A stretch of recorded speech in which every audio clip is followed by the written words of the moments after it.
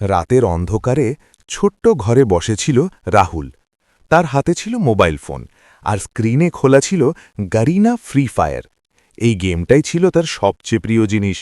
প্রতিদিন স্কুল শেষে সে বন্ধুদের সঙ্গে স্কোয়াড বানিয়ে খেলত। রাহুলের বাবা খুব গরিব মানুষ ছিলেন। তিনি দিনমজুরের কাজ করতেন।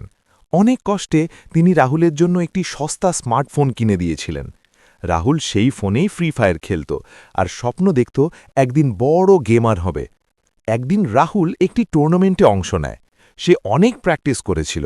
তার বন্ধু অমিত আর সুমন তাকে বলেছিল, তুই পারবি রে, তুই একদিন বড় প্লেয়ার হবি। রাহুলও বিশ্বাস করত এই গেম একদিন তার জীবন বদলে দেবে। কিন্তু হঠাৎ একদিন তার বাবা খুব অসুস্থ হয়ে পড়লেন। ঘরে টাকা ছিল না, ওষুধ কেনারও টাকা নেই। সেই সময় রাহুল চুপচাপ তার সবচেয়ে প্রিয় জিনিসটা বিক্রি করার সিদ্ধান্ত নিল, তার মোবাইল ফোন। পরদিন সে ফোনটা দোকানে বিক্রি করে বাবার ওষুধ কিনে আনল। বাবা একটু সুস্থ হলেন, কিন্তু রাহুলের চোখে জল ছিল, কারণ সে জানত এখন আর সে গারিনা ফ্রি ফায়ার খেলতে পারবে না।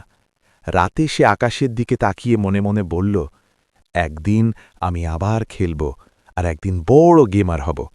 তার চোখে জল ছিল, কিন্তু সেই চোখের মধ্যেই লুকিয়েছিল এক বড় স্বপ্ন।